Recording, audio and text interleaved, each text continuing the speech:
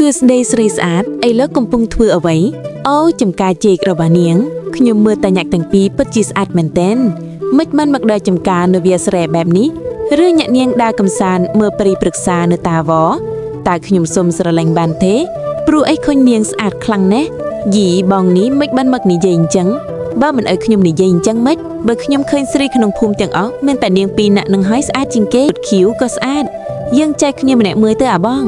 ធ្វើមិនក៏តែពួកឯងនិយាយអញ្ចឹងកាត់ខ្ញុំជាស្រីតែបើតែខ្ញុំមកវាចំការមើលចំការខ្ញុំមានពុកម្ដាយបងប្អូនខ្ញុំនៅចាំការពារណាមួយចាំមកពីអ្នកប្អូនស្រីខ្ញុំ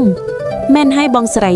ពួកអានេះឆ្លើយមែនហើយបងអូនប៉ុន្តែយើងកុំហៅវាអាព្រោះអីវាចាស់ហើយឲ្យខ្ញុំសុំអង្វរ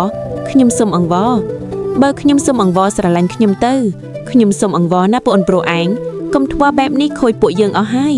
ពួកយើងជាភាពជាងគេនៅក្នុងភូមិបើស្រីមិនស្រឡាញ់ឯងកុំខ្វល់ឯងអត់ចេះខ្វះឆ្មានៅចិត្តយើងទេហើយមួយឆ្មាមិនទាន់ហ៊ាននិយាយមួយម៉ាត់ផង